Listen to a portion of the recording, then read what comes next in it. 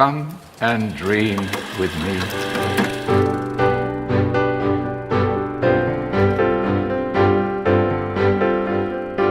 Hello and welcome to What Do You Want to Watch, the Explosion Network's premier media podcast. Every fortnight we get together to talk about movies, TV and online content and mourn the loss of the last blockbuster in Australia. I'm your host, Ashley Hobley, and joining me today is Dylan Bland. That joke went over my head, I don't get it. It's not a joke, it's a sad moment. What is the last blockbuster in Australian history? The last It Blockbuster video store. Yeah. Oh, where is it? I didn't read the news Well, story. it's not was in anywhere Perth. now. Yeah. Oh, Also, rest in peace. Nicholas Pryor. That Jumping joke in. did not go over my head because I keep up with current events. Yeah. Jeez. Sorry. Dylan. It's like he's not even on social media or something. Didn't see all the posts Yeah. about. Bloody hell. Sorry. I thought it was in Rest in America. peace. I thought it was in America. I didn't bother reading it. No, there's only one blockbuster left in the world. That's why I said the and it's last in America. Blockbuster in Australia. Yeah. Oh. Sorry, everyone. All right, we got a lot to cover today, so let's jump into what's in our watch history. First up, me and Dylan have both seen Captain Marvel. If you go over to youtube.com/Explosion Network, you can check out our spoiler-filled review. But Dylan, do you want to just give people your general impressions? It's a perfectly fine Marvel movie in which you get introduced to Captain Marvel. I feel she's somewhat rushed. I would have preferred to have two movies before we got her in Endgame. But overall, it's just, I mean, if you like Marvel movies, it's a Marvel movie. And make sure you 7 see out it of at the 10. cinema because you're not going to get a fucking chance before Endwall comes out. That's another very I was good going to point. bring It's up that. Do people need to see this before Endgame? No. Okay. Well, are we drawing a line at, do you really need to see this before seeing Endgame? The answer is no. Will it help you to see this before Endgame, but it's not 100% a requirement? Yes, because you'll have backstory of that character, backstory of her relationship with Fury, if that becomes a part of the story going into Endgame. But whether or not that's actually going to be necessary is up in the air, because obviously there's like 20 years or whatever it is between Captain Marvel and this movie, and we talked about it in our spoiler review discussion. She could potentially come back as a very different character, which would make sense because there's so many years between when we actually see her in that movie and this one, and obviously people change and she's probably gone through some shit. Who fucking knows? Fury, of course, is a completely different character in Captain Marvel to what we're actually used to, because he's a changed person by the time we actually see him in Iron Man compared to Captain Marvel. Basically two very different characters. He's a lot more fun and less serious in Captain Marvel. It's before he's seen some shit. So Captain Marvel could come down in Endgame and be a much more hardened or less hardened. I don't know. It could go either way. So then it's like, well, if the character's going to be different anyway, do you need to see it before Endgame? Probably not. So, yeah. Okay, counterpoint. Do you think you need to have seen Black Panther before you saw Infinity War? Yes, because that's where the last fight takes place. And when you went out of Black Panther, did you think, people need to see this? No. Okay. So we won't know till after Endgame whether Yeah. you need to see. So it's like, if you Black Panther. ask me, but I think Black Panther's kind of different because you get introduced to him in Civil War too. That's true. yeah. But if you'd asked me before Infinity War, do I need to watch Black Panther for an Infinity War, do you think? I'm not sure. I might have said yes solely because we'd already seen actual footage of it in the trailers and stuff. We'd seen where it took place. Like we knew it was going to Black Panther's home, Wakanda, was going to be a big part of Infinity War. Whereas there's nothing in that we know about Endgame that leads you to believe Captain Marvel's really going to be a big part of it. None of the trailers have her in it, of course. Yep. Yeah. Well, yet. Yeah, they'll probably put out one more and include her in it, so we'll see. I think I liked the movie a bit more than you. I think also, yeah, it was kind of odd how the story didn't really let you get much of a dive into the character of Captain Marvel. Obviously, if all we see of her is 20 years later after the events, it'll be... we could have a completely different character. But yeah, I thought they made some interesting changes to the Marvel comics that played out well. Nick Fury, Samuel L. Jackson looked incredible. He looked like he was back in the 90s, except when he was running. If then he looked like an old person. But they kept that down to a minimum. So he looked like Die Hard with a Vengeance, Samuel L. Jackson. Yeah. I mean, they could have used a body double for him running around. Nah, he does his own stunts. Yeah, okay. And by stunts at that age, it means running. Yep. And then the other thing, soundtrack, not that impressive, I don't think. Or good soundtrack utilized poorly, with one in particular song that's caught the ire of a number of people that I've seen around the internet. So It's less the song and more the scene and how it's worked in, I think. yeah. But it is now apparently one of the biggest opening weekends for a Marvel film, raking in worldwide already at the time of recording $490 million. So probably doing better than the Doctor Strange numbers that we predicted at the end of it. Probably partly because it's in the prelude to Endgame.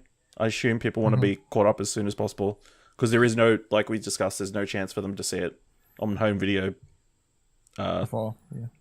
Not only that, it's also not much else is out at this time. The movies that's similar like it at blockbuster level. That's true. This is arguably the first blockbuster movie of the year. I can't think off the top of my head of anything. When did Aquaman come out? December. Yeah. So it's been a couple of months. But yeah. Again, check it out, our spoiler discussion over at youtube.com/Explosion Network or on review discussions by Explosion Network on podcast services. Also out this week was the first episode of American Gods that you and Dylan saw, which you talked about on Viewing Gods, which you can find at explosionnetwork.com/explosion. No, youtube.com/Explosion Network or at Viewing Gods on all good podcast services. Do you guys want to give your initial impressions of the premiere episode of season 2? It was really good. It allayed all my fears that I had going into it with the background drama going on behind it. If you really didn't know anything about it, you probably wouldn't know anything had changed. Yeah. Which is funny because we did an episode leading into the week before the episode dropped, and we talked about behind the scenes stuff. And a lot of it Nick wasn't actually aware of. And I'm like talking about all these behind the scenes issues that he wasn't aware of. And so he's his fears only lasted for 1 week. Yeah. Well, no, I knew a little bit. The showrunners had changed hands, but I didn't know the actual depth of all the drama it had gotten to. On set reports of arguments and behind the scenes stuff and all these sorts of things. It has a heated behind the scenes drama history at the moment. But yeah, I too like the premiere. We talk about it in Viewing Gods that it's definitely it feels like someone's kind of copying the style because they kind of have to. It's different showrunners and they're obviously trying to keep it in the same style as the show to keep it the same throughout and the style that people got attached to in the first place.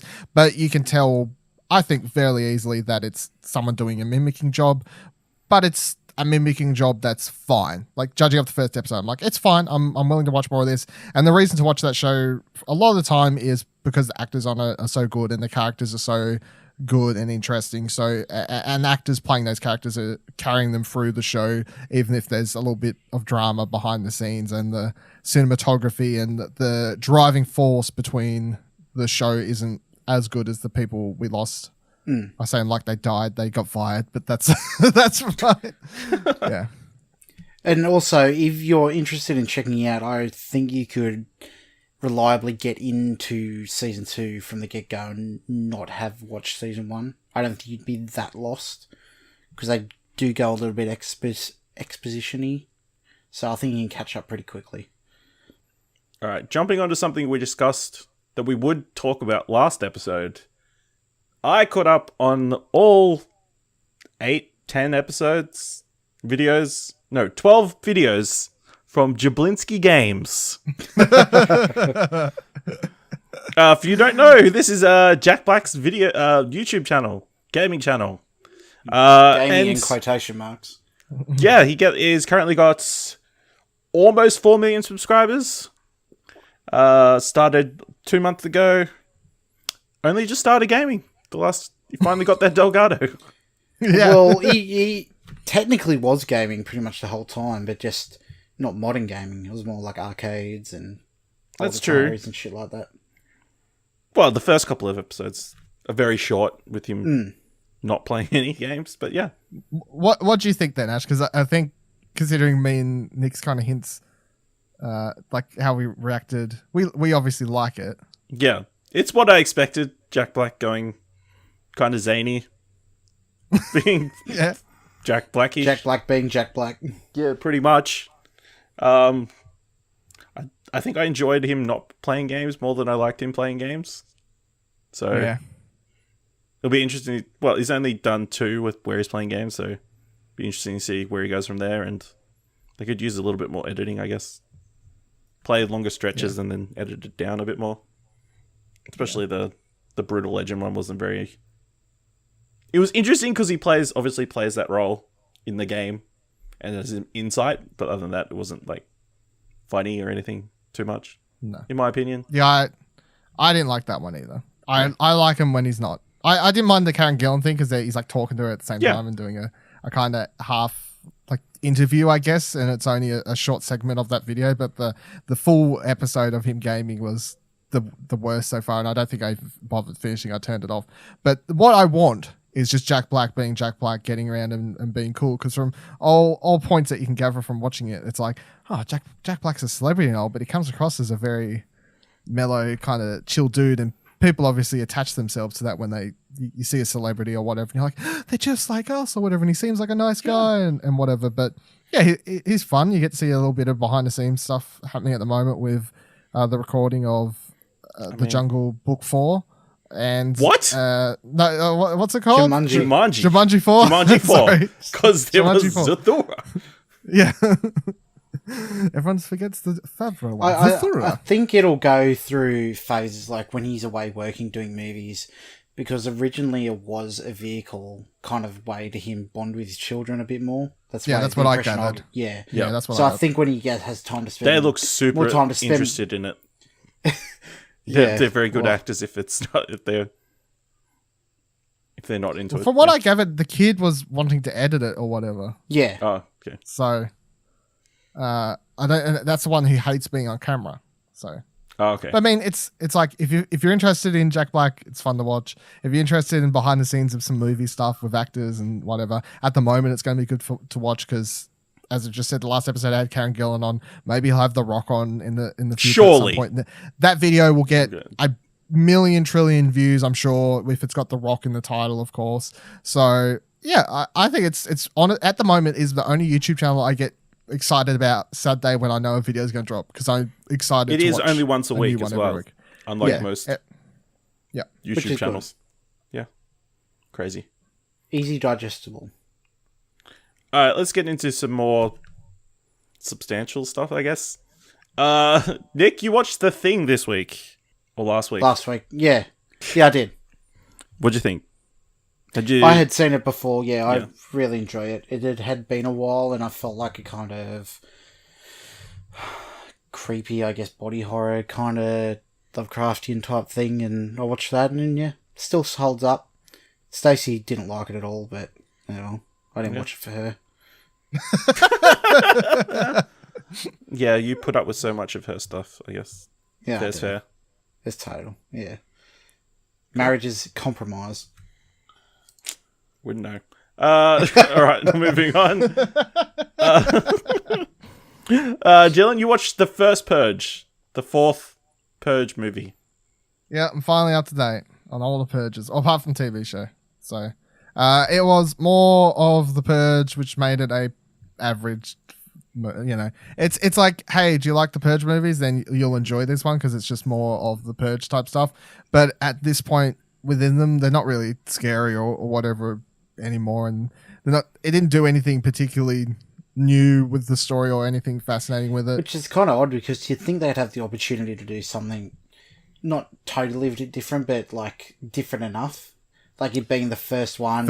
Yeah, I think it's because all of the stuff that we kind of knew about how the government gets the purge to happen in the first place, they've hinted at and had details about in other movies. So when they when the big, it's not really even a twist, that's what I'm saying. Like, it's just a thing happens and how they get it to happen. And you're like, yeah, You kind of expect it. It's not as shocking compared to maybe if this was the sequel to the first one, and then it would have been a lot more because you wouldn't have had as much backstory happening. But yeah, it's just, hey, do you like the Purge franchise? Then you'll enjoy watching this. I wouldn't suggest starting with this one at all because it's called the first one. I would still watch them in the proper order because by the time you get to this one, it kind of expects you to understand what a lot of the backstory stuff about the founding fathers and all this sort of stuff that's happening in the Purge lore. But I enjoy all of the Purge movies. I'm not saying they're all fantastic movies. I'd probably only give this like a 6 or a 5 or something.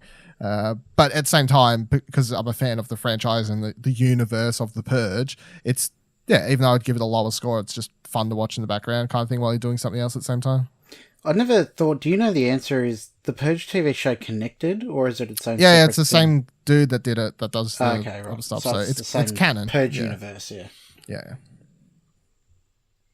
Cool. So I watched Arrival, and I wasn't prepared. The Denis Villeneuve film from 2016, I believe. Starring Amy Adams, Jeremy Renner, Forrest Whitaker. Following a linguist who's enlisted by the US Army to discover how to communicate with aliens who arrived on Earth before tensions lead to war.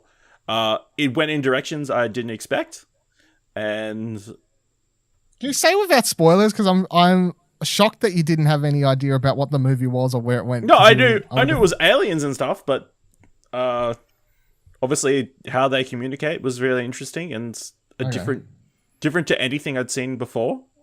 Did you expect a more typical like Independence Day type alien movie or something? Sort of, maybe, yeah, that sort of thing. And then there is a twist regarding the flashbacks. Yep. That I didn't see coming. Yeah. In hindsight, I'm like, why didn't I think of that? So yeah, I thought it was really well put together, and definitely have to check out more Villeneuve stuff now. I think, especially with him working on June coming up as well. So you're gonna watch Blade Runner? Yeah, I've already watched Blade. Oh, have you? 2049. Yeah. Yeah. Come on, Nick. But yeah, good. Just in hindsight, should have won Best Picture. I guess maybe I don't know. I can't remember what it was up against. But... What did win? I think that was the La La Land / Moonlight year. I've found it personally a little bit underwhelming. What were your expectations like, though? I don't know, but I don't know. I just felt unsatisfied towards the end of how it all turned out. It happened, I guess. Like I enjoyed it. I think it did interesting things, but in the end, I wasn't completely satisfied with it. Cool. No, that's fair. I could see people going to that and then being, it didn't go the way I thought it was going to go, or be the type of movie I wanted it to be. But yeah. Dylan, you also saw one of the films of last year that I kind of still want to see. That got a fair bit of buzz. Searching. Oh yeah, that was really good. It was honestly a lot better than I thought it would be. And I remember liking the trailer and thinking it looked interesting, but I was kind of waiting for it to do what I often find with, like, because it starts and I'm really enjoying it, and I was kind of waiting for it to fuck up the ending, because I feel like a lot of horror movies or thriller movies where they set up and you're waiting for the big twist, or because there's going to be a twist or something that's going to happen. They usually don't land it, and then it kind of doesn't ruin everything before it, but obviously doesn't stick the landing on it. But yeah, I thought it was a really good, interesting thriller. If you don't know what it is, it's interesting because it's all told through webcams and stuff, constantly, like with people looking at computers or looking at laptops and these sorts of things. And it follows what's his name, John Cho, is that his name? I think, yeah. John Cho plays the father of this girl. The girl goes missing. He's just disappears randomly one morning, and then it follows him, and you get to follow his case of trying to find his daughter, like interactions with the police, these sorts of things. But it's a really well told thriller. It's well acted. He's really quite good in it. And then the gimmicky aspect of it all being told through these webcams and stuff doesn't detract from the movie at all. And I actually thought it was done really well, where you can see him, typing into Facebook or whatever, like going through people's messages and these sorts of things and contacting people. It's yeah, it kind of keeps you glued to the screen, even though you think you might turn off because it's just a static kind of webcam thing on it happening. But yeah, it was really, really good, I thought. What do you think of that style, the in screen on computer screen style? It's the first one I think I've watched because I've never watched Unfriended. No. So I thought it worked in this. Maybe I've had Unfriended on my Netflix or Stan or something list for quite some time, and I still haven't watched it. I might watch it soon because I enjoyed this, and then maybe I'll watch Unfriended and be like, no, they fucked it up, whereas Searching did it better. But I feel like any sort of gimmicky thing, you can do it well or do it bad. Yeah. Just depends on how you do it. Yeah, the closest thing I can think of, I saw an episode of Modern Family where they were sponsored by Apple, and they did an episode where it was just on an Apple screen. So, yeah. Interesting. I think there are a few other movies in the works that are taking this gimmick as well, so. New subgenre. Yay. Nick, you went and saw Monster this past fortnight. I did. What'd you think? I think that Charlize Theron put on an amazing performance, and I think all their and the supporting actor, I forget her name, but she put in a great performance. But I think the story around it and the film around it wasn't that great. So It's a true story, so you can't. It is a true story. No, but I don't know. It's Christina Ricci, by the way. Yeah. I think they focused on. I don't know. Like, I felt like they focused too much on their relationship as opposed to the killings as well. I don't know. It's just, it felt slow for me, and I don't know, just the interactions between them weren't terrific. But yeah, like, amazing performances, but the film itself around it just, yeah, I didn't really overly enjoy it. Interesting. I haven't watched it for quite some time, but I remember I really enjoy it, and I think her performances stand out. And I remember when they announced Patty Jenkins was doing Wonder Woman, my first thought was, oh, the woman who directed Monster is directing Wonder Woman. Let's see how this goes. Like, so that's it. Yeah. Yeah. Different scales. Or different tone. Dylan, you also watched the recent Pokemon movie, The Power of Us. How was that? It was, as far as I'm concerned, it's interesting because obviously I haven't watched a Pokemon movie in quite some time. Animation was good. It's very colorful, and it stood out from the TV show. So it's got like that movie quality to it, which I obviously enjoy, because if it looks exactly like TV show, you're like put a little bit more effort into it because it is a movie.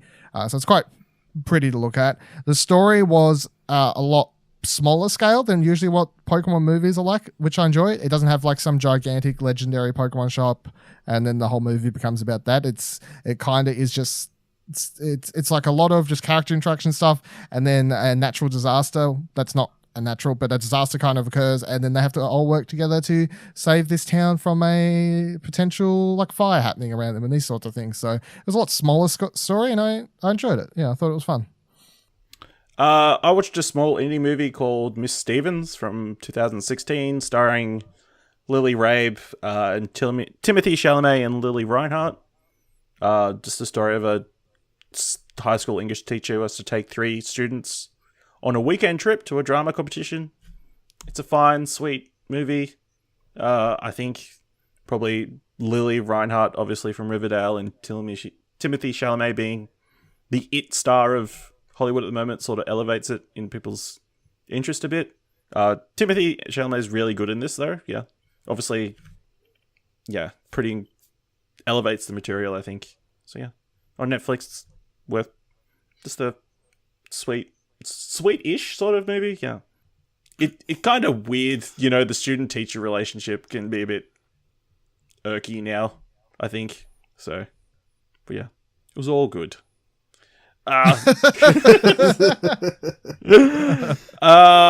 Nick, you watched Home Alone 3. Yes, I did. Why?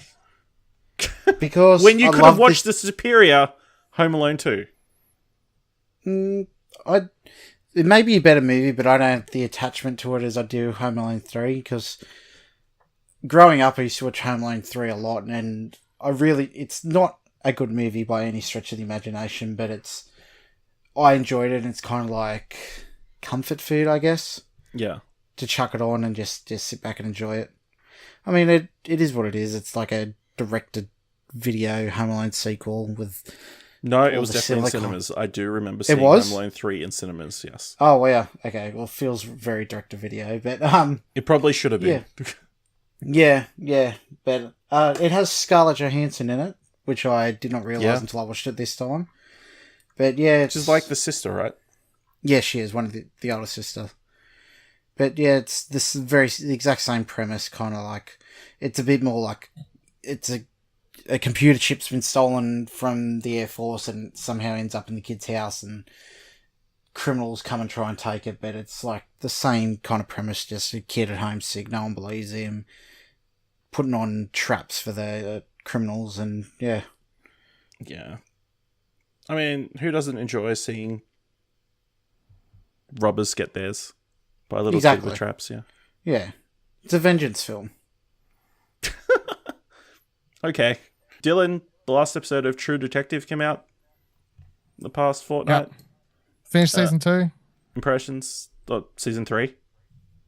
Yeah, that's one. Sorry, season 3. Yeah. Yeah, the second one didn't exist. We kind of forget about it, so then we just retcon this the season 2. Yeah, I really enjoyed it. I think it's kind of funny looking back on it, and obviously without spoilers, that I think it starts out in a certain direction. I think it's going more in line with the same sort of story that season 1 told, and then it kind of does a lot of cool swerves and stuff all over the place. And by the time you finish up the season, it's in a lot different direction than I thought it would have actually gone, given where it starts out. And the performances are really great. Mahershala Ali is fantastic in it, especially because you can see him. I really enjoy because he plays 3 different what would you refer to it as? He plays the 3 different ages of the same character, like over different time periods, like the 70s, 90s, and then like to current day, like 2018ish or whatever that's supposed to be. Old man, married with kid, and then like when the case is actually happening in the 70s. And even though it constantly always feels like the same character, when he's playing the 90s version, you can tell he's a little bit more pissed off and hard because what's happened with the case, and he's got the family life happening. And then when he's an old man, he plays the old man really well with this guy who's like approaching the end of his life, and he's starting to like he forgets things constantly, and he plays that really well, and that's a really prominent part of the story. Really, by the time it comes to the end of it all, it's really about this old man more so than anything, just kind of wanting to finish up his life somehow. Is a character who's felt lost his entire life. So I really enjoyed it. My only negative is, and I can't remember his fucking name, so I should have brought it up, but the dude who plays his partner is really good, but he's constantly only really good when he's not on screen with Mahershala Ali. Whenever Mahershala Ali is on screen, he basically is owning the screen, like script-wise. He gets given a lot of what's happening and stuff. And then that other guy whose name... Is it Vicky Morgenstein? No. It's Stephen Dorff. I found it. Stephen Dorff, when he does scenes without Mahershala Ali, he's really, really good. And there's a couple standout scenes he does without him that are good for his character and also as an actor that I really enjoyed, which made me kind of wish that I got more of him, because he was a character that also has a lot going on, obviously, because of the case and what happens throughout the series and stuff, but he never got really enough time to grow as a character himself, especially when you compare it to Rust and Cole from season 1, where I felt like both of those characters interacted well together, but then also when they were apart got their own solo stories, and you'd see them grow by themselves, be it with their family and whatever else is happening with Woody Harrelson's character, and then fucking Matthew McConaughey just over in his hotel room just umming and ahhing about monologuing and whatever else he did in the first season. But yeah, I just feel like he didn't get enough solo character development and he got snubbed a little bit. But yeah, overall I'd say if you enjoyed season 1, you should enjoy this. If you hated season 2, give this one a go. And if you like season 2, well, you'll like anything. So that's that's True Detective season 3. So this past fortnight, both me and Dylan have watched a bunch of documentaries by happenstance. So I'll go first with, I went to the cinema and saw a screening of Free Solo, the Academy Award winning documentary following Free Solo climber Alex Honnold on his quest.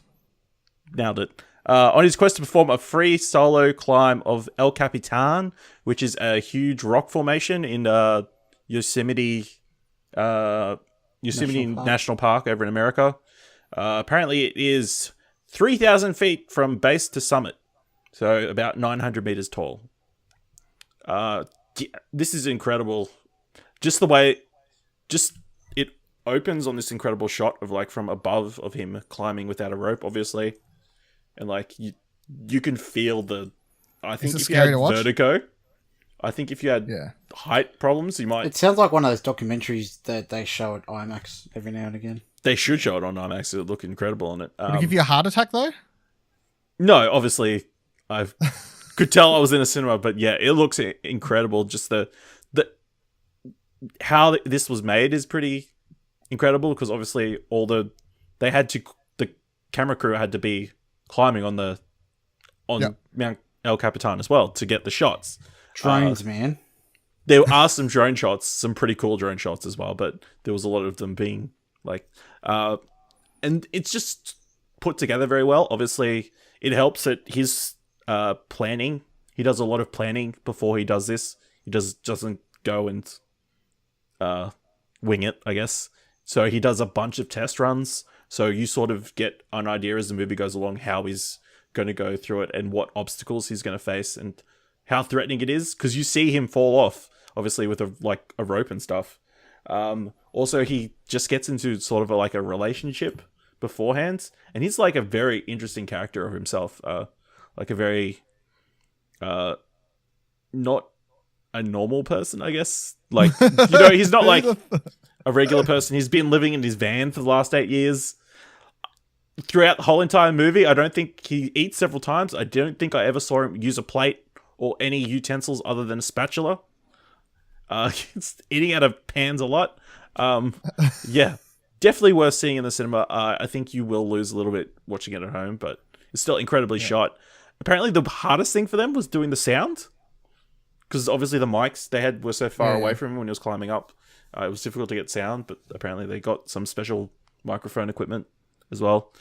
Yeah, and just seeing the crew as well struggle with it, because he could totally have died doing that while they were filming. So, yeah, just seeing the anguish when he actually goes up for that. That's a different movie.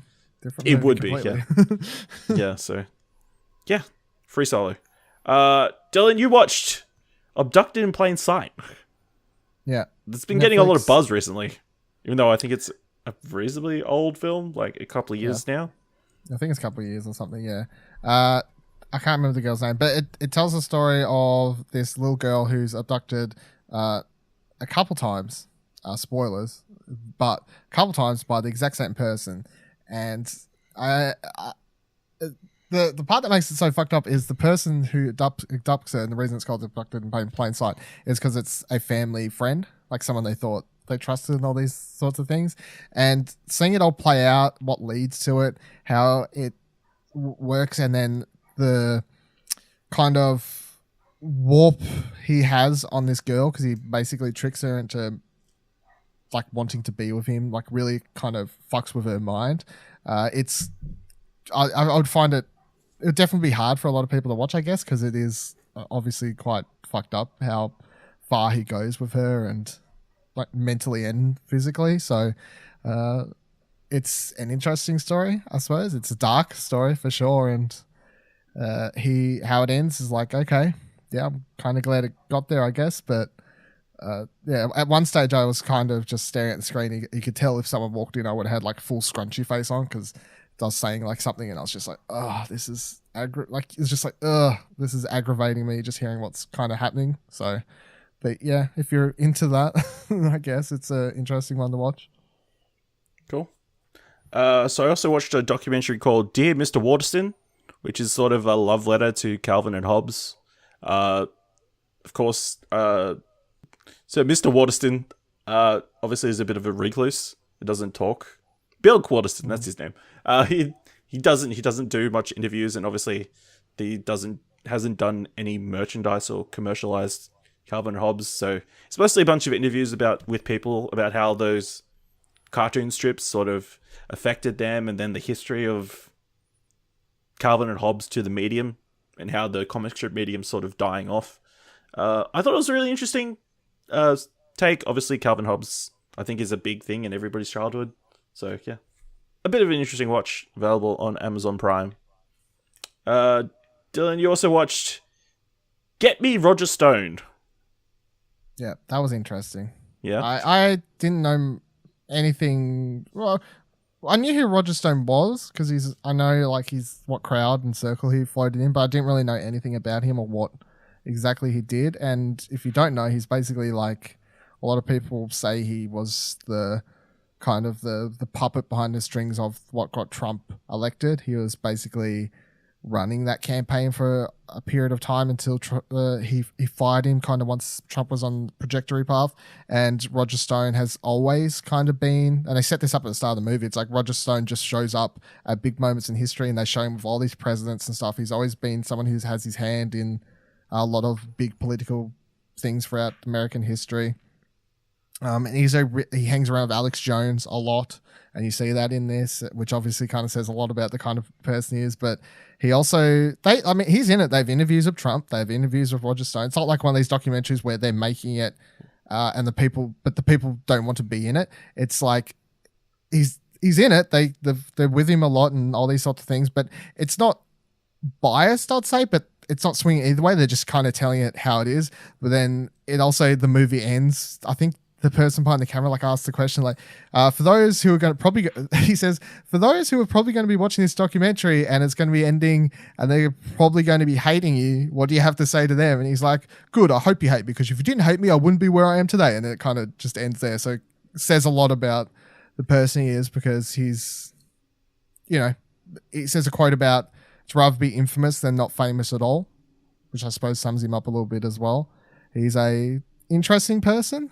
Definitely not someone I'd want to personally hang around with, but definitely makes for an interesting documentary about someone to learn about, someone that exists out there still, rubbing shoulders with lots of influential American politicians and such. Cool.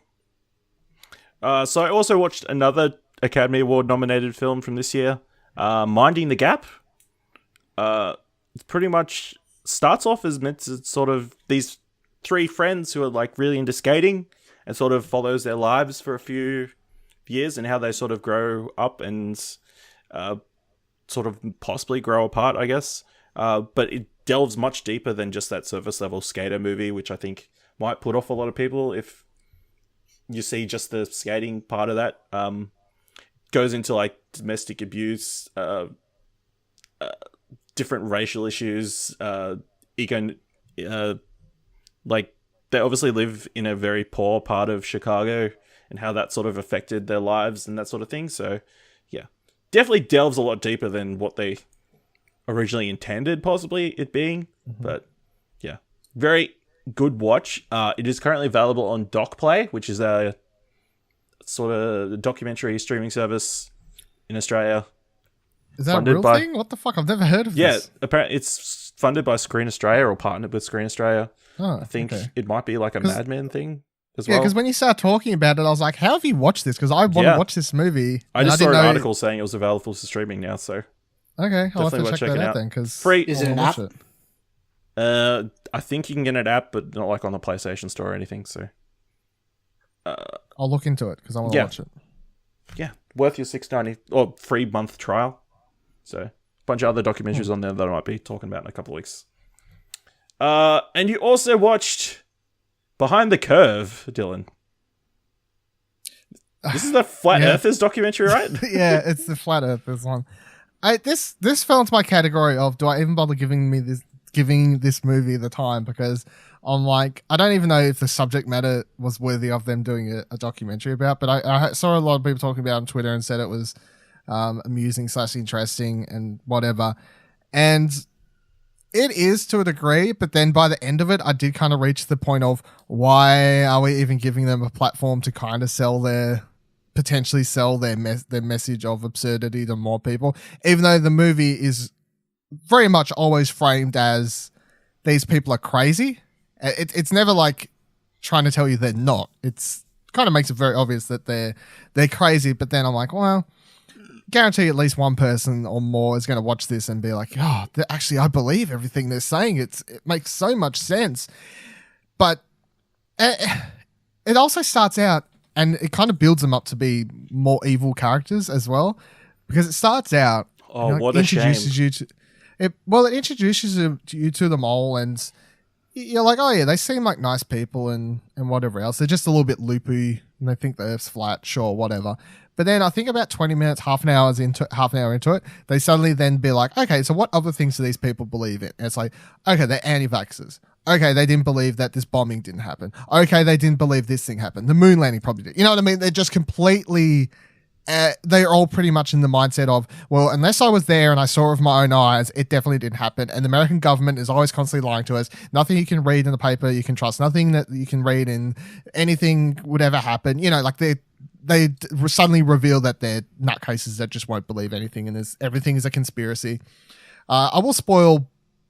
fuck it. All right. If you skip ahead to 30 seconds if you care so much about how this movie ends, because I'm not going to not talk about it and not say how the movie ends. Just skip ahead to the mandatory Netflix segment.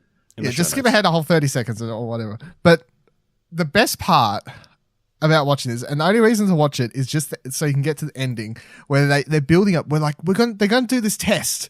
They're going to do this test where they're going to put a pole or something in an ocean, or at a certain point in an ocean where the Earth is supposed to bend, and they're going to put it down there, and then like much further along the path, they're going to put down another pole, and they're like, we're going to shine a light beam, and it's going to hit this point because it'll prove that the Earth's flat. And then they record them doing it, and then it doesn't, and the guys just literally go,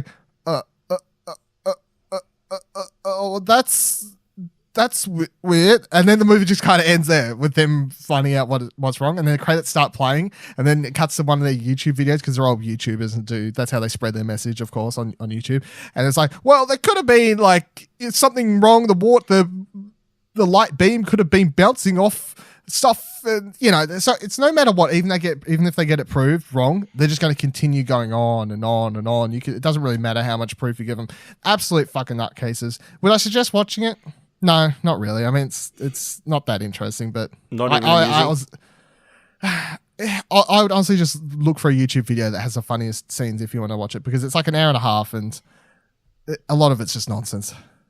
It's hard to listen to. Well, I found it hard to listen to because I'm like, you are fucking crazy. Do you understand what you're saying right now? You are nuts.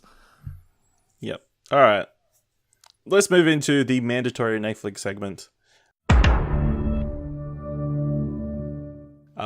And another documentary series that I watched is called Formula One Drive to Survive. Pretty much sort of follows the 2018 Formula One season. I'm sure you both are riveted by Formula One. I watched the trailer for this other week. Yeah. It was only good when Michael Schumacher raced. Arguable. I thought it was pretty solid. It was interesting to sort of delve into a lot of the drivers that probably you just see going around in their F1 cars. Reinforce that Daniel Ricciardo is a great dude, really nice bloke, and that Sebastian Vettel, who's his partner? Doesn't matter. The other Red Bull driver is a bit of a dick. A lot of dicks in this, actually. The only problem with it is they obviously didn't get the rights or to get any interview or footage from the teams from Mercedes or Ferrari, because they don't feature it all other than like obvious podium shots of them winning every single race, which is a bit of an issue seeing as they win constantly throughout the season. So there's a bit of a hole, but I guess it is a bit interesting to sort of focus on the like lower league or lower ranked teams. Yeah. So if you're into Formula One, worth checking out, especially in the lead up to the Australian Grand Prix this weekend of episodes release. Dylan, I saw you caught up on The Umbrella Academy. I did. I watched it all. Did you love it as much as I did? I can't really remember. I liked it a lot. I remember you liked it, but I don't know how much you... I think I enjoyed it. I enjoyed the middle section more than the start or the finish, is how I'll describe it. I thought the first episode I wasn't that much of a fan of, and I kind of pushed through it because there was a lot of potential shown there. But if I had to judge it solely off the first episode, I would have been like, this is like, where the fuck are we going? Because the first episode just introduces you to a bunch of characters and stuff. But by the time it ends, it's like, what's the, like, where are we going with this? What's the story we can't tell? It didn't hook me. Like, it didn't hook me the way I think the first episode of a TV show should. And I think the first episode of a TV show should always ends with the apocalypse. Not really. It takes like ages to get there, and that's the end of the episode. Yeah, but it's like over an hour or something like that. It takes fucking forever to get there. You got to introduce the world. Yeah, I know, but I don't know. I just felt it was a very slow, meandering episode, and it took a long time to introduce a lot of different elements. Once it gets going, so episodes 2 through how many episodes are there? 10. So I'd say episode 2 through 8, I enjoyed. The ones I enjoyed the most are the ones to do with, my favorite character is Robert Sheeran, whatever his name. Robert Sheehan's Klaus. Is Klaus, yes. Klaus is the best character in the series, and they should spin off and do a series about him because he's the most interesting character in the show. In fact, I was kind of annoyed at one point where they didn't go a bit more into a certain thing that happens to him midway through the series, which I found the most fascinating part. But he's my favorite character. A lot of fun. Really, really enjoyed him. And then most other characters are fine. But then once it gets to the end and it kind of does something with Ellen Page's character. Ellen Page's character, yeah. They do something with her character, and then they start trying to wrap up the story a little bit towards the end, and I don't know. It was I don't think it was as good there. Like, it's fine. It's not bad, but I just didn't think it was super good. And I often felt like she felt out of place in the show as well. It's not that she's bad. I was trying to pinpoint it as I was watching the final episode last night. It's not that she's bad per se. She just doesn't seem to fit or meld with the other actors and actresses involved in the show. Isn't that the point? She's I was about to say, this is exactly the thing I was thinking last time. I'm like, as soon as I had that thought process, I'm like, well, that's kind of the point, I guess, because she is an outcast within the family. But at the same time, she just seems so off in this series. She just doesn't seem to fit within it. And I found I don't know. I didn't love her in this show, to be honest. I felt like she was the worst part of the show. That's fair. It's been getting mixed reactions, but I think it's really good. More Klaus next season. That's all. Yeah, it ends on a note where I'm like, what are they doing next season? Yeah, that's a whole different conversation that I've thought about. Have they said they're doing it next season? Not yet, but I'm sure the they cliffhanger. will. There's a cliffhanger, so they'll have. Yeah. If they cancel it, I'm sure there'll be massive outcry. Although you can just go read the comics. Is the comics finished, by the way? I haven't even. No, they're up to. They're doing their I think they're doing like a third run. They're like mini series. So okay. Have you either of you read the comic? I did read. Never heard of it. I did read the original run back ages ago, but yeah. Is it faithful to it? Not overly, but some of that is production issues. Like in the comics, number one is actually in a monkey body, a giant gorilla body, so not really feasible. Although they do something. Have you seen The Flash? That's true. That's true. But if CW can do it, Netflix can. Not for 10 episodes. Yeah. Speaking of, we'll get to that, but there was a good episode of The Flash the other week. I doubt it. Gorilla Grodd versus King Shark. How does that not get excited? Nick, you watched the first couple of episodes of Afterlife, a show that I've watched all of. So, how are you feeling about it? Yeah, it's only 6 episodes, so meh. To be honest, it feels like Ricky Gervais has created a show and just written characters to allow him to live out his Twitter persona in a show. Like, they deal with the mental illness, suicide stuff. I think they deal with that in completely the wrong way and so nonchalant and non-serious, at least from what I've seen of it so far. But every situation seems to be set up for Ricky Gervais to just go, oh, fuck me, and everyone around him is stupid, and like just a way to him to be disparaging to everybody, which I don't think works in this day and age for me. I I used to love Ricky Gervais. And at one stage, So I did would have I. said that he was my favorite stand-up comedian, and I was a big fan of a lot of the movies he was doing and a lot of the TV series he was doing up until a certain point. But it's so funny. This series comes out, and I could not give less fucks, I think, which is compared to, I don't know, 10 years ago, whatever, like 5 years ago, maybe even, I would have been like, fuck yeah, and I would have binged it all on the first night it dropped. But now I'm just like, I don't know, it's just the same old shit, Ricky. Like, I just know it's the same old shit. It seems like in a way, a masturbatory creation for himself.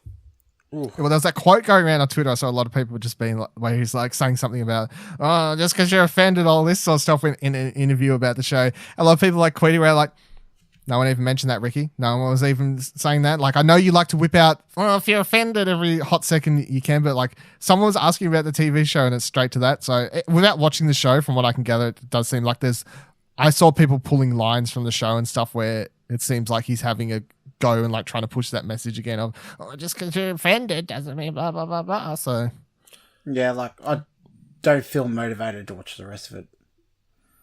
I enjoyed it. I think there's it's an interesting mix because there is some heart in that. You feel like, obviously the premise is his wife has died and he's sort of angry at the world and is pretty much of the opinion that he can say and do whatever he wants, because if people don't like it, he can always go kill himself.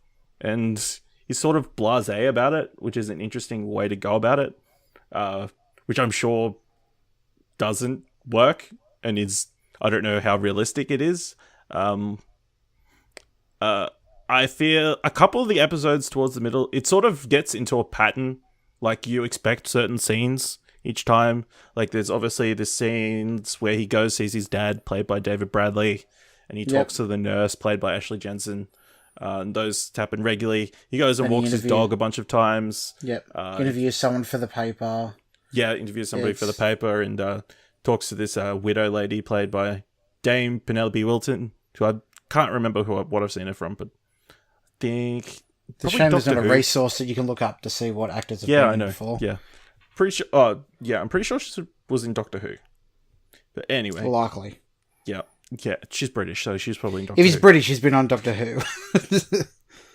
But yeah, I think some of the lines are funny and that sort of stuff. There is something he does towards the end of the mid-season that is pretty terrible, that I don't think he can come back from, but nobody sort of addresses it, or he doesn't. There's no sort of effects from that.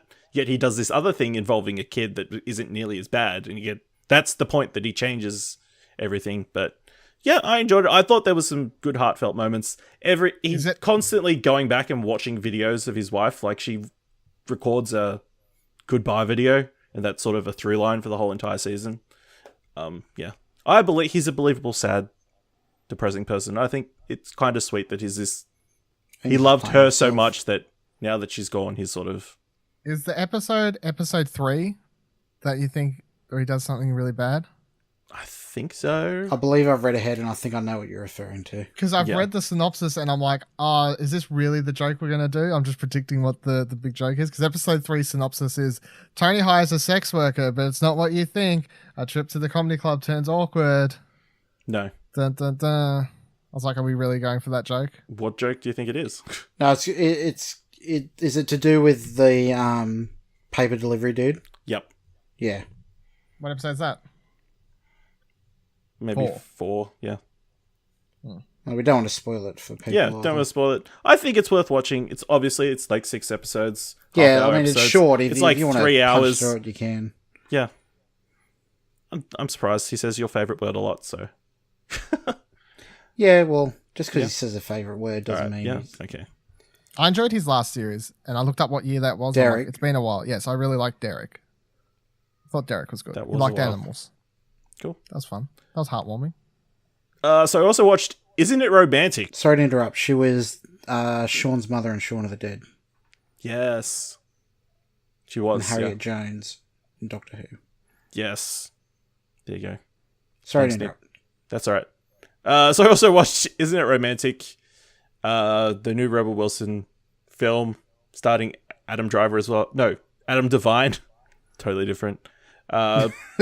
Pretty much she's like an architect who's like sort of like mistreated and that sort of thing, and then she bumps ahead and she's in a romantic comedy, and it's sort of a play up of a romantic comedy, and it's pretty funny. Liam Hemsworth plays a ridiculously over the top Australian loved up guy. I thought it was really good. It's a fun Netflix romantic comedy. I think they poke some good fun at like the tropes and that sort of thing. So yeah, I watched the trailer. They play with the idea a fair bit. So yeah, I watched the trailer and I put it in the. I'll watch this while I'm like doing something on my laptop. Yeah, probably at some point. That's probably the best thing to do. Yeah, but yeah, pretty solid.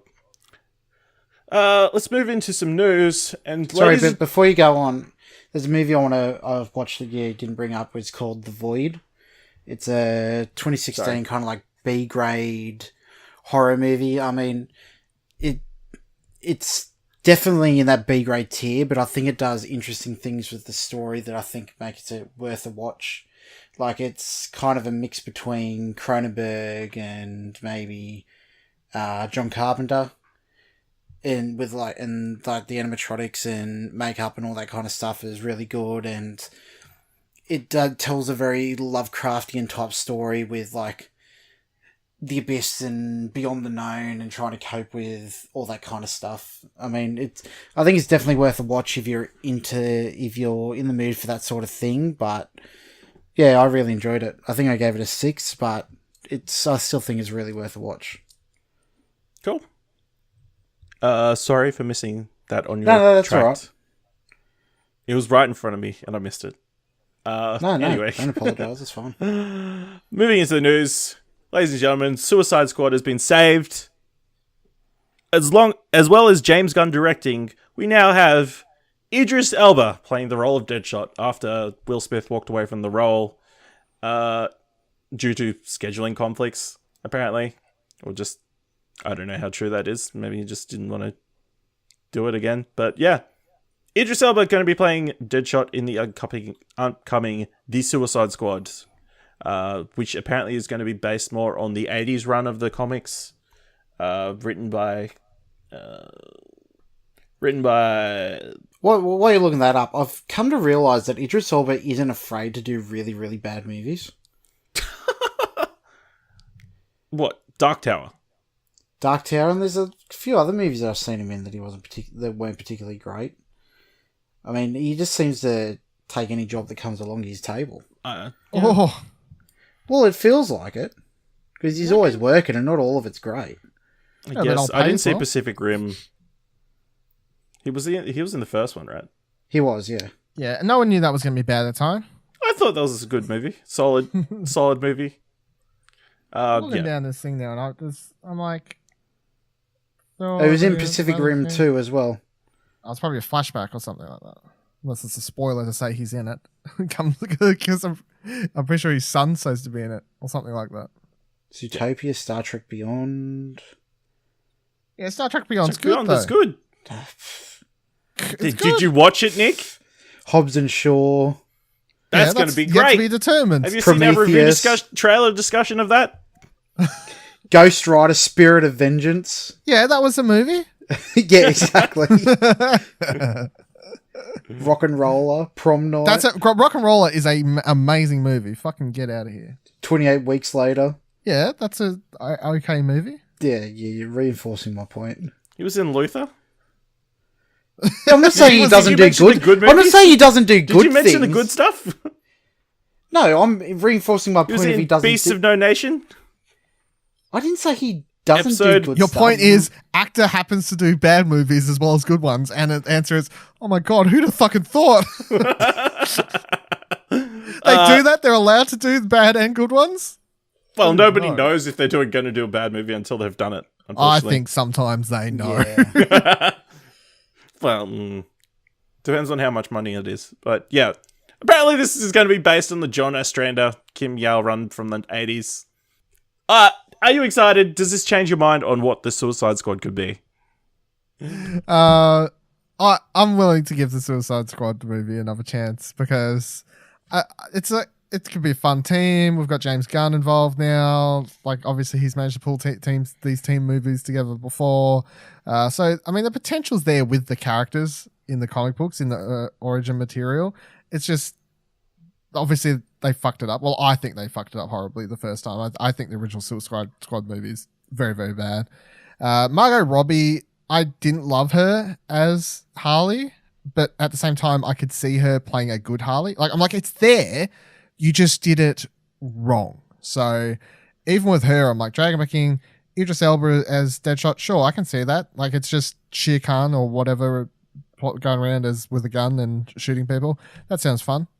I'll go for it. So I'm open to it. And I'm fine with him being cast as Deadshot. If anything, it probably excites me a little bit more for the movie. Because I like Deadshot an integral character to the Suicide Squad? Like, could they have done a version without Deadshot? He's usually the leader. Yeah. And when he's involved, he's the leader of the team. So he's a constant within the Suicide Squad. Yeah. I mean, is Idris Elba an upgrade from Will Smith, in your opinion? In quality of actor, yes. Lately. He says after he points out all the bad movies he does. Hey, I'm not saying he's a bad actor. I'm just saying he's done a lot of bad movies. All right. There's also a rumored list of the other characters who are going to be in the film. A lot looks like they're pretty much culling pretty much anybody who was in the first film. Margot Robbie seems to be the only one they're trying to get back, but she might Jai not. Courtney? No, not in the list I'm seeing. The only person I'm seeing is Rick Flag, played by Joel Kinnaman, the military dude, might be back. But, fantastic.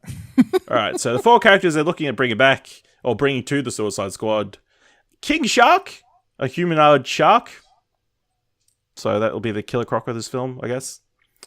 Polka Dot Man, a character usually called Mr. Polka Dot in the comics. His real name is Albert Abner Krill, and he wears a bizarre costume covered in spots, the point of which soon becomes apparent once removed from the costume. The spots can be used for a variety of purposes, creating deadly weapons and bizarre escape vehicle. Okay. Sounds like something James Gunn would do. I was about to say, we've got to take into account James Gunn's probably going for more wacky and unknown characters like he did originally. So yeah. Peacemaker, real name Christopher Smith. He's a peace agent whose motives are driven by an extremist form of pacifism, which makes him love peace so much he would kill for it. Interesting. Yeah. And Ratcatcher, aka Otis Flanagan. In the comics, the character is male, but Collider says Ratcatcher will be gender swapped and played by a woman. A former exterminator, Ratcatcher can control rats. Shocker. Do they not know how integral the gender of Ratcatcher is to the character? Unbelievable. Yeah. I don't know any of these characters. No, yeah. Obviously, they're dragging the bottom of the barrel there. We're clearly deep in the Suicide Squad canon, which we aren't huge into. I think what they've done is that they've tried to do all these different characters, but DC have gone, oh no, we have plans for them in something else, or something like that. At least that's... No, I reckon James Gunn literally went looking for obscure characters. The most obscure people possible. The most wacky. Yeah. Yeah, he's like, I turned a talking raccoon and a fucking tree into stars. I could do Listen anything. Here. Give Middle me fucking finger. Polka Dot Man. All right, DC, give me Polka Dot Man. You see what I did to a raccoon? I'll see what you do with this character. Gotcha. I'll prove you all wrong. Also, rumor is that James Gunn wants Dave Bautista to play Peacemaker. Obviously. Fuck it, it'll happen, and then it'll be the biggest uproar of the year, and it'll be amazing. Yeah. Well, it depends if he survives the snap or not, I guess. Well, I think all of a sudden he may not survive the snap in the director's cut of Endgame. You mean the new cut? Yeah. Yeah. So we got a little bit more information about the upcoming Lord of the Rings series being made by Amazon. Most important fact is it is being set in the second age of Middle-earth, which means before the events of Lord of the Rings. Pretty much before. What people are theorizing, it will be focused on the war against Sauron and sort of his rise and the creation of the Rings of Man or whatever. I can't remember. The Rings of Power. To boil it down for people who only watch the movies, it's not what you've seen in the Hobbit movies, and it's not what you've seen in the Lord of the Rings It's everything movies. to do it's everything but. that the first scene of the very first Lord of the Rings and previous to that in the story. Yes. Yeah.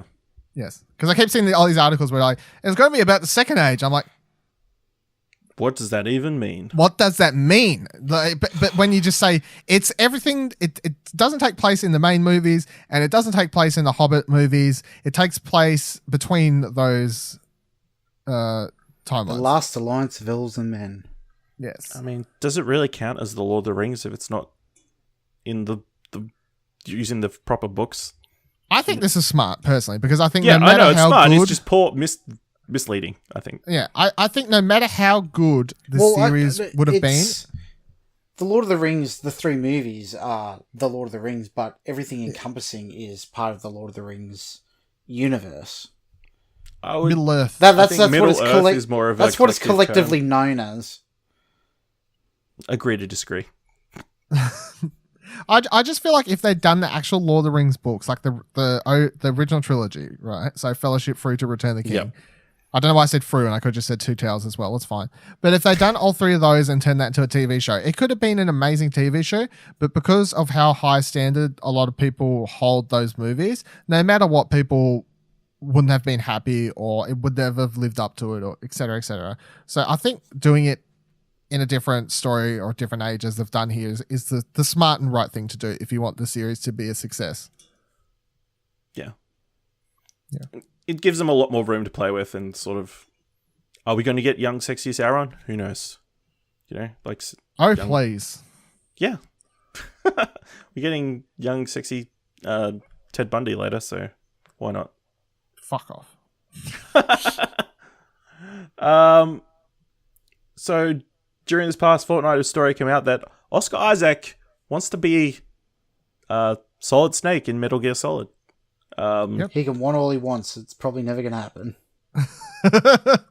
Well, yeah. During an interview with IGN for his upcoming film Triple Frontier, they asked if the cast if they wanted to be in any video game movie, and Oscar Isaac is quoted as saying, "Metal Gear Solid, that's the one I'm throwing my hat in for that one." And apparently, sometime last year, director of the upcoming director of Metal Gear Solid, Jordan Voight Roberts, got in contact with the famous artist, I guess, Boss Logic, to mock up a poster of Oscar Isaacs as Solid Snake, and pretty much said that he's his first choice for that film. So he wants Oscar Isaacs to play Solid Snake. I'm not a big Metal Gear Solid fan at all, so I don't have too much of an opinion other than Oscar Isaacs is pretty great in pretty much everything. Do you think he'd be a good fit? To me, it seems like it's a question to be put on the spot, and he goes, "Oh, fuck, what's a video game I know? Metal Gear Solid." But yeah, it seems like Metal Gear is not that big enough that I don't feel like you could just pull that out of no, but it's also something you might have played as a kid, so maybe. I'd be okay with him. I could see it personally. I'll watch it. You watch Or it anyway. judgment. Not necessarily. I could see him as Snake. I could see it. I feel like once you gruff him up a little bit, and obviously, make him a little bit older, a little bit like he's seen the walls a bit more, or something like that, I guess, then I could see it. Stick the eye patch on depending on what version of Snake we're going here with. That's where it gets confusing. It's like, what are we talking about? We're talking about Solid Snake? All right, stick the eye patch on, go for gold, sure. No, I mean, Big Boss, stick the eye patch on. Don't stick it on. Do what you need to do. I mean, your schedule's about to free up, so... But is it? Bum, bum, bum. Yeah. Let's move into this ongoing debate that's been happening this past fortnight.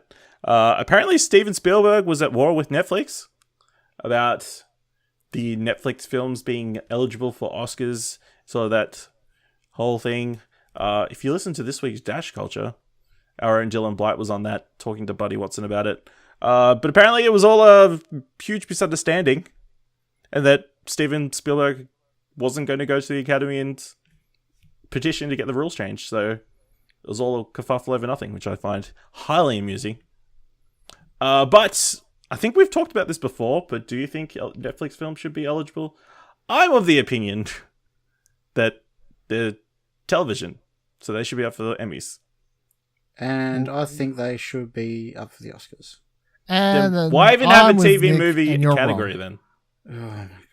You know what a TV movie is? It's a HBO movie. But then why do all the Netflix TV shows get to be classified as TV shows? They should be up for streamies then. No, Yeah, they're on the web. they're not on the web. They're on my TV. No, but they're broadcast on the web first. They're not shown on cable or free-to-air television.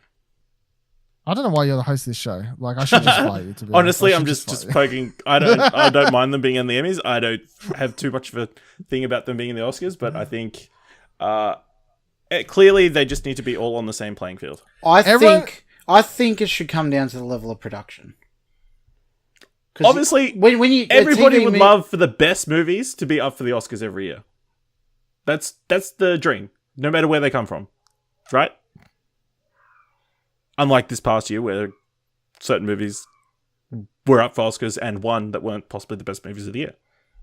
Yes, I just want the best stuff nominated. But these categories and designs of which were all designed around a certain period in time, and now movies and TV shows are released differently, and everyone's trying to stick the new release module into the old awards module and categories and stuff. And they're going, oh, but it doesn't fit correctly. It's like, well, fucking just figure it out and change the way you describe the categories and things like that. Don't try and, like, the ways are changing. That Netflix isn't going away. Streaming movies isn't going away.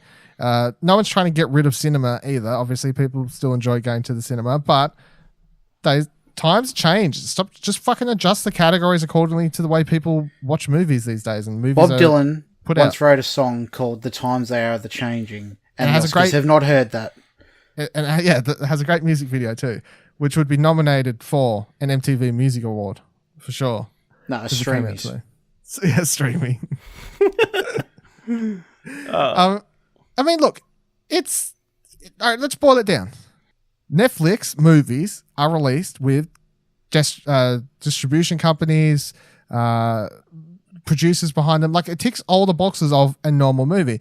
And if you want to say, oh, it's the same as, like, so YouTuber, it's not. A YouTuber just uploads something to fucking YouTube. You know, there's a big difference. It's like, what boxes need to be ticked for a movie to be eligible?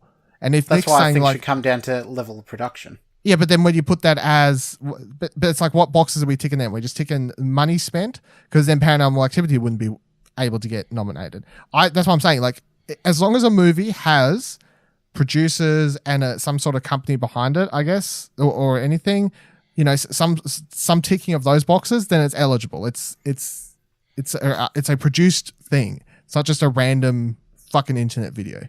There's a clear line in my mind. There's people behind stuff, and then there's people not behind stuff.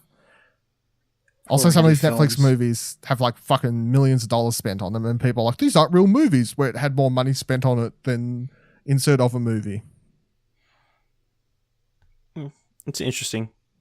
I don't know. I feel like, especially the movies that are funded by Netflix initially, rather than stuff they've picked up after they've been at festivals and that sort of thing, it's a bit harder to say that, like, obviously that's Roma, because Roma wouldn't have been made without Netflix.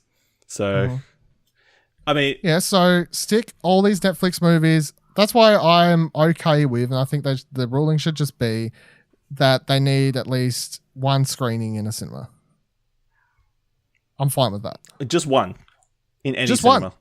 Fuck it, yeah, why not? Was Roma shown in the cinema? Yeah, they had like a limited release at a bunch of cinemas. Clearly, one cinema is ridiculous. Well, then what's the number? I don't know. 10, 5, 20, well, 25. I think the current thing is in limited release in Los Angeles and New York, so critics can see it, is pretty much my understanding. Okay, release it rules. in one cinema in one night in Los Angeles, tick the box, and we're good. Right? Why does it have to be New York or Las Vegas? Because it's why can't Hollywood. they watch it? So they can watch it on Netflix. One cinema in Tasmania, one night only. I agree. Yeah, I don't know how on board people will be with that one. I don't know. You'll be on board when everyone's moving here. I feel like the Academy is definitely going to be making... Even though Spielberg is not going to be pushing it's gonna be a point of discussion when the governors meet. No, it's It's not. a point They're just the gonna board. fucking bury their head in the sand. Like they always do. It's a point of discussion constantly. It was a point of discussion months ago. It was a point of discussion just when the Oscars were on. It's a continuous point of discussion, and I'm kind of sick of it being a point of discussion. If we get around to 2019 Oscars and we're still fucking talking about this shit, I'm going to be very annoyed because I'll be like, holy shit, did we just go for a whole year and we're wrapping back around and now you're all sitting around with your dick in your hands going, oh, maybe this movie shouldn't be nominated because Martin Scorsese's The Irishman was a Netflix film. Fuck off, best picture, calling it now. Get out of my town. Look at it in our point of view. It's easy content for us. Yeah, I suppose. already talked about this twice. We can talk about it again. I mean, It's an endless as long as well they to don't dip double from. dip, as long as they don't double dip is the only thing. You know, you either all your movies are eligible for Oscars or all your movies are eligible for Emmys. Don't pick and choose. You need a ruling. I don't want this cherry picking shit of which Yeah. is and which isn't. Oh, Roma's eligible because it's actually got a director involved who we respect, and all these other ones like those comedies by Adam Levine, they're not eligible because Adam Levine did them. Whatever his name is, I don't know. You know that guy from Zack? What's that name? Zack and Miri Need Dates. Adam Devine. Adam Devine. Adam Levine is from Maroon 5. Yeah, well, he's a fuckhead too. All right, so All right. So sad news. Arrow, the long-standing CW superhero show, is coming to an end in an abbreviated 8th season. They're only going to be doing 10 episodes next season.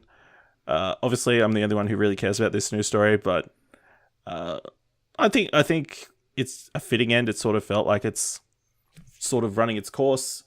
To be honest, It's I'm sort of- genuinely surprised it got this far. No, I'm not saying that No, yeah. disparagingly, but on paper, it does not feel like a show that even warranted this much of a run. It's hard. Well, you never know with any show. No, but like I said, on paper, it is just. I think it's defied expectations. Yeah, I think that's a fair comment. Probably I most stopped watching it seasons ago. So Yeah. They have been doing this future storyline, spoilers, instead of doing flashbacks this season. So I guess that'll be sort of tied up.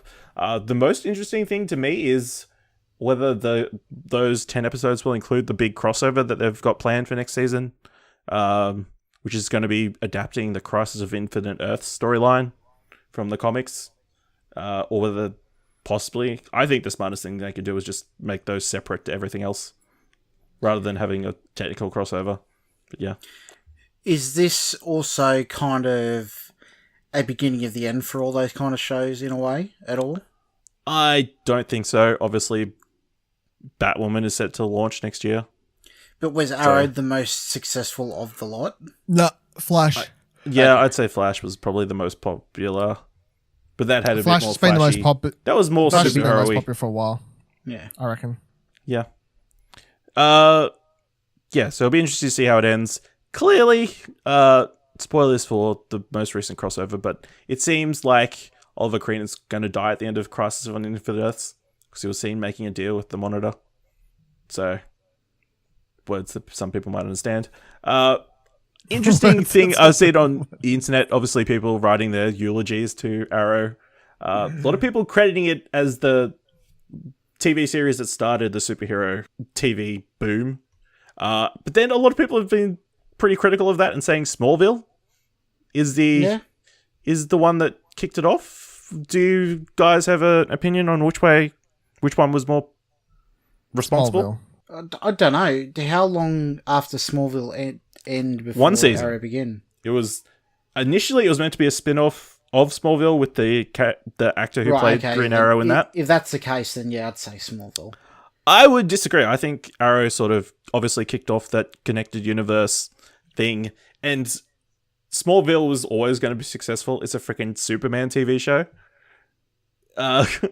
Believe it or Superman not. and successful don't really go well together in media. I don't know how you could be wrong about so much in one episode, Ash. What? The first season of Smallville was a huge hit because it was Superman. Obviously, only a few years after that Lois and Clark series, that was a big I don't thing. think. I don't think it's because it was Superman, because I think it was. I think unlike Arrow, anything because it else. was a lower tier superhero, not one of the big three, obviously set the path. Thought, But you hey, have we can Arrow tell- without Smallville. We can tell stories with lower level superheroes and people. You don't watch have it. Arrow without Smallville. I think you could have. That's the question. But I Which think, show started? could you have gotten all these other superhero shows, Flash, Marvel's Agents of S.H.I.E.L.D., Runaways, The Gifted, all these other different TV superhero shows without Arrow? I don't think so. Well, it depends what the argument. Are you trying to make that Smallville made superhero shows successful, or that whether Smallville or Arrow created the connected universe type of thing in the TV form? I think they're both. Well, what's the interconnected. argument you're trying to make? I think it's both. No, I would say that Smallville kicked it off because they wouldn't have had Arrow. They wouldn't have even thought to do Arrow without Smallville, but without Arrow, they would not have done the connected universe thing. So you're trying to make two different arguments here. There is only one universe that's super connected, and it's this DC one. Clearly that's a win for Arrow, because Smallville had barely anything to do with that. I think the boom in superhero television shows is clearly a result of Arrow's success. That's a different argument, though. I think it's the exact same argument, and we are moving on. With being No, we're not, correct. because you're trying to say that we wouldn't have the Flash and all these other TV shows without Arrow. To which I say you're correct. We wouldn't have those shows without Arrow. Thank you. Moving on. We wouldn't have Arrow without Smallville. So the answer to your question is Smallville is the more important show. Agree to disagree. Can't have your chicken without your egg, you fucking omelet cooking motherfucker. And then where'd the chicken Somebody save me, Ash sings as he moves on the man. segments. I don't think I ever talked about the crossover from this past season. They cut to Supergirl's world, and they've obviously got their Superman. But then they play that song where they're crossing over. Yeah. It's pretty good, maybe.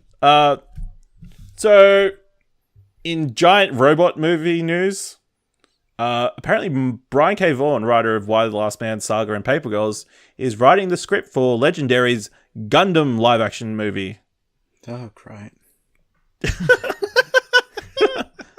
I think it's pretty cool. Brian K. Vaughan has a pretty good track history. I don't have much of attachment to Gundams, but they're everywhere. They're pretty cool looking, I guess. Nick, not a fan? No, not. I'm sure it's fine and it has its fans and they can love it, but I have never really been into Gundam itself. I think the design of all the mechas and stuff are so basic that I think, I don't know. I'm just not a big Gundam fan, so they can have it. Yeah, basic. Go and enjoy it. Yeah. Basic mecha. Dylan? Yeah, I'm not a fan either. Every time I see a Gundam, I go, look at this cheap ass looking rip-off Transformer looking shit. Get out of here. Yeah. I don't know. Pretty cool. Could be interesting. Legendary sort of need something. They haven't got much in their arsenal, I don't think. Or, no, wait. Are they doing... They might be doing the Godzilla King Kong stuff, but... They are. That's their connected universe. That's right. I don't know. One more thing. And we know giant robots can be done well. Bumblebee. When is King Kong and Godzilla actually crossing over? 2020, I believe, was the yeah, I original. think they've just finished filming the crossover. Yeah. The person that was filming it was the director. Yeah, they were filming it. The director is the person who did Krampus and that Halloween one with Anna Paquin as well. So I'm interested to see how that all turns out. Yeah. Trick or treat. Trick or treat. Yeah.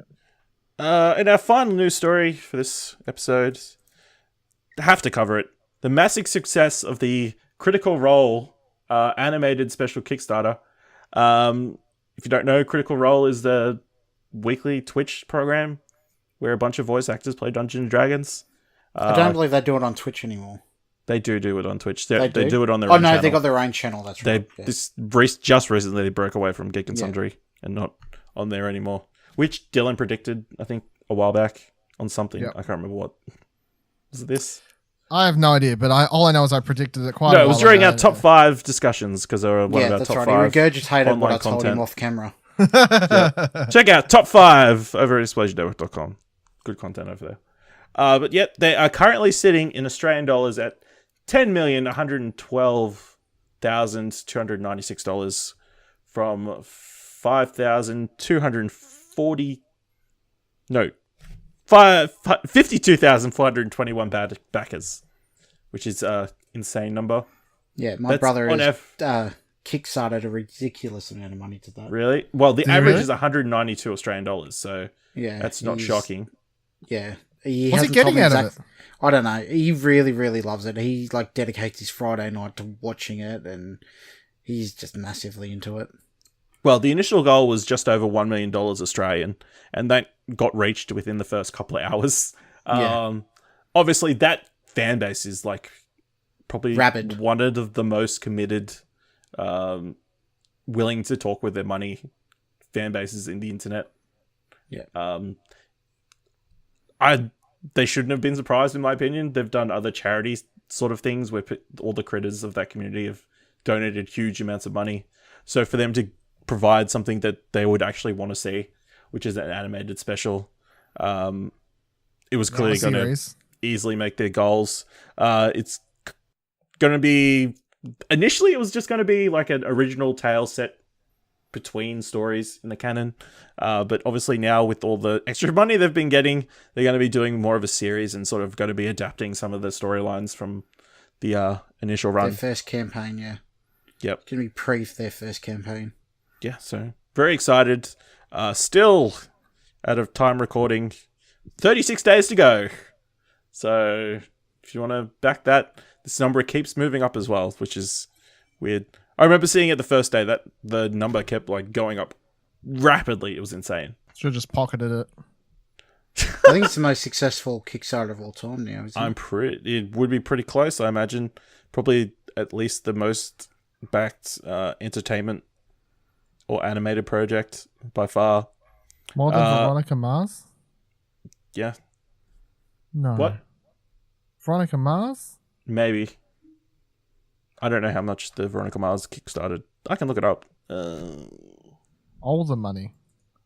I don't remember either. No. Veronica Mars Definitely fans not aren't all that the money. hardcore. There they are. Marshmallows, man. What? What? Did you just make that up, or is that actually... That's what the fan base is called. Marshmallows. You got the critters. Why are you laughing? You're over here like say critters like it's a real term. Oh, critters. I bring up marshmallows and you're like, yeah, get out of here. So Get out the of Veronica Mars Kickstarter accumulated 5.7 million American dollars, whereas this is currently sitting at 7.1 million American Oh, dollars. Yeah. Fucking Take that, marshmallows. Go jump in the fire and roast. Yeah. Really cool. Excited to see it. It's really nice to see their reactions as well. They're all very moved and stuff, and sort of Yeah, they all seem In very shock. genuinely humbled and... they're yeah, all awesome people as well. So in yeah, general, that we know of. We thought That we Kevin know Spacey of. was awesome too. I'm pretty confident they're pretty good. Did we? Yeah. Animation being done by Titmouse, who would do big. I believe he did Metalocalypse. Yeah, and they're doing Big Mouth at the moment, and a bunch of other animated things. So, I think the Venture Brothers, the Venture Brothers as well. So, good, pretty good pedigree.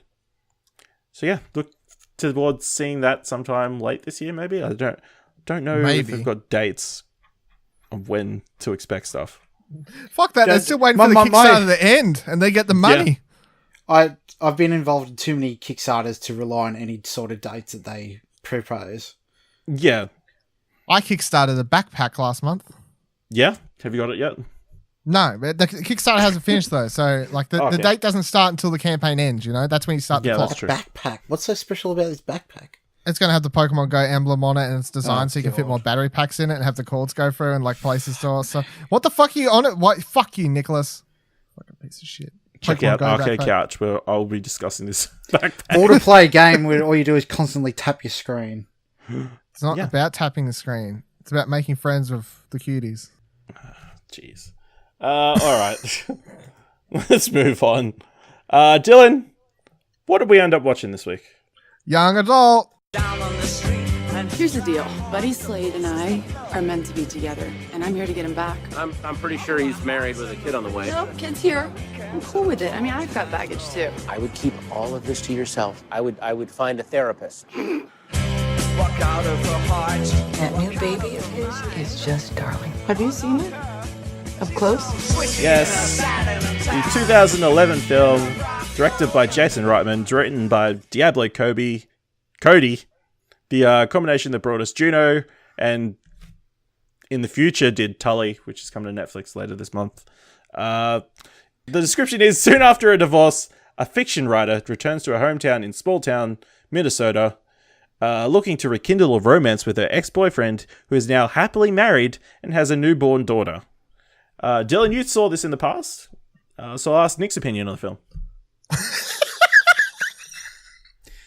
The first thing that just occurred to me is that the title of the film has absolutely nothing to do with the fucking film whatsoever.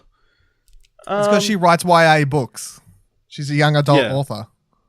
I think and you can read into it. Yeah. You can Anyway, read it was into a it. garbage movie. Jesus Christ. No redeeming Her character had no growth whatsoever. She's in the exact same place at the beginning as at the end, and I didn't like it at all whatsoever. Dylan, I imagine you have a different opinion. I enjoyed the movie. I think it's a really good movie. I think the what Nick just said is pretty much what I've seen everyone who's wrote a negative review about it say, because they get so attached to the character, and the character's meant to be hated. The character is a horrible person, and She has no arc. that's kind of the point. Like that What is makes it literally garbage. that is kind of the point. It's like, here is this trash human character, and if this was your typical Hollywood movie of the type, obviously the character would start out horrible, they'd get through it about halfway, they would suddenly realize they're a horrible person, they'll turn their life around, they'd come out the end, they'd fucking save the world. You know, like that. It's so tropey, kind of where this movie would go.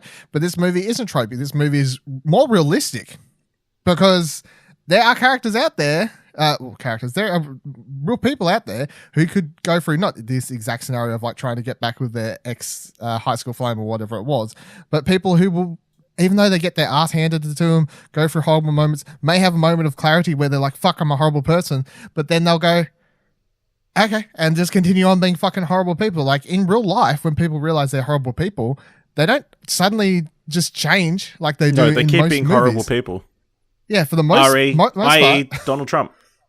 Yeah. So I kind of enjoy the movie for its brutal characterization of this woman who, and they do so many things with her character that I find really interesting. And it's, I feel like also some of the only thing I didn't like about watching it now, I'll say, is some of the references are kind of dated, like the Twilight stuff and whatever else that feels a little bit out of place watching today that people may or may not understand. But overall, it's like she's this character that she dresses up and she puts it all on when she has to go out, but then and she like plays out like her life is this amazing, and like even at the start where she's talking to her friend or whatever, it's like, oh my god, I can't believe he's fucking stuck with her wife. Oh my god, yeah, he has no life. Fucking that's terrible. And then it cuts to a scene of her living in a slob of apartment. There's fucking shit everywhere. She's just passed out drunk on the couch. And whenever you see her, she's constantly watching garbage reality TV, just regurgitating fucking Kim Kardashian shows and whatever else is on. And that's also kind of important to the character they're trying to build. And then whenever she goes out where she's not going to be seen with a man she may want to impress, she's just in fucking Ugg boots and sweatpants and stuff. It's like zero effort into it. She's just a garbage person who just puts on this persona and this fake life whenever she needs to. But then behind the curtain is she's trash. She's worse trash than the people she makes of for being trash is the funny thing about it. So that's the thing. Charlize Theron, I think, is amazing in this film because she plays that character so well as such a horrible character. And I enjoyed it probably more the second time watching it because I know that she's garbage from start to finish, and I know the movie isn't going to end and she never gets better. So I can just watch it and enjoy it for her being horrible. I laugh out loud several times in it. I think the key piece of this movie that makes it work, and it wouldn't work without him, is Patton Oswalt. Without him, this movie doesn't work at all. Because he's kind of this centering piece of the only... I mean, you don't know he's the good person in the movie, but he's like this center piece of every day. He seems like a good character and all good person, and he's fun. And most of the scenes that those two have together are the kind of the best scenes of the movie where you get to see them play off one another. And he's like, you're a fucking... There's so many moments where he's like, just calls her out. He's like, you're a fucking mental. Like, you're such a bitch. You're a horrible person. And she'll just sit there and continue going on. But he hangs around with her and it's fun. Patrick Wilson also really liked this movie. And then the wife, Elizabeth Reeser. She's also quite good. But yeah, I really enjoy it. I think it's just... It takes the story that you... It's like, here's where you think the story is going to go. And guess what, motherfucker? Real life isn't like that. She fucking sucks. She's a bitch and she's always going to be a bitch because she's not going to change. And sometimes life doesn't change. And then, yeah, that's kind of where you can read into the whole thing about young adult. It's like, she's a YA author. She's also a 37, I think they say, adult. But then at the same time, she basically acts like a 18-year-old consistently throughout the movie. So it's like, well, she's a young... She acts like a young adult. Yeah, so it's like a double entendre type thing happening there. Yeah. I enjoyed that. I think it's a really good movie. I don't think I liked it as much as you. Obviously, I had my... I feel like I've heard buzz about this movie for ages. Maybe I was going a bit overhyped. I didn't know what to expect and wasn't expecting this. Obviously, yeah. I think I would have liked her to have a bit more of an arc, but it's cool that she doesn't because not everybody forever has an arc. I think Patton Oswalt is great in this. I think he's really sympathetic and is a good foil for Charlize Theron and sort of calls her out on her shit at certain times. It just was awkward at points as well when it was meant to be awkward. The worst scene is that baby shower. Oh, the baby shower. Fucking hell. That's cringy. That's horrible. But it's meant to be, so it works, obviously. It's super hard to watch. Yeah. And just stay... You're going to... Yeah, I can appreciate that, the realism and stuff like that, but I just think her character in itself wasn't particularly interesting or interesting enough to hold up a whole movie. Like, I think, for me, it was just like the same situation over and over and over again, which I think just dragged it on for me, and I just didn't really get as much out of it as Dylan seems to have. Yeah, that's fair. I was just looking over some reviews here quickly on IMDb, and I think some of like the pull quotes I can see kind of sum up some things I think, because the movie did get some bad reviews and most of the user reviews are terrible because a lot of people don't like it, but the critics like this movie a lot more than the general user reviews. But I like this one here from Roger Ebert. Would have been one of his last reviews, I guess, RIP. But his review 88 says Patton Oswalt is in a way the key to the film's success. Theron is flawless at playing a cringe-inducing monster, and Wilson touching as a nice guy who hates to offend her. But the audience needs a point of entry, a character we can identify with. And Oswald's Matt is human, realistic, sardonic, psychotic, and self-deprecating. He speaks truth to Mavis, and that's kind of, I think, the point I was trying to say before. It's like he is the audience. He's like, I'm here for the ride, and he's also being like, you fucking crazy bitch, but I want to see what happens. Like, you know, like. But he's not a great character either, because didn't he? I got the impression that he took advantage of her when she was fucking down as well. Spoilers a little bit. We'll just jump into spoilers. Yeah, I didn't really like that they ended up sleeping together at the end, and I don't think he took advantage of the situation. I think clearly that's why she showed up there. And it wasn't like, I don't think she was inebriated. I feel like she just showed up there because she had nowhere else to go. Yeah. It's kind of funny though, because their relationship really, if you look at it in the movie, like if this was following the normal Hollywood tropes, and there was another movie here that literally, like the Variety, which one I can't remember. Yeah, it's like this Variety review says, redeeming pop savvy, blah, blah, blah, blah. Young adult revels in breaking the rules of safe Hollywood storytelling, you know, which it does, because it's the complete opposite of whatever you think it's going to be. And if this was safe Hollywood storytelling, those two would have got together, and she would have realized that he's able to help her, and then he would have made her a better person, and la-da-da, they would have got married, and everyone lives happy ever after. That is the ending if this movie is your stereotypical story. And that movie probably would have got general user consensus scores of everyone being like, she comes out the end, and that's because it's the thing. Like, people want a happy ending with movies. People don't like bad endings. And this movie doesn't have a good ending. It's not like it's the end of the world type thing, but the movie just ends with, and life goes on. That's basically it. And life goes on. You know, there's no big message or anything really to do with it. And I don't think every movie needs to end with some big message about life or the character having some big change. I suppose, as you're saying, like, what's the point if the character doesn't have any... if the character doesn't change, then what's the point of the movie, I guess is kind of your point. But I often find with some movies, you do go with the saying it's more about the journey than the destination, you know?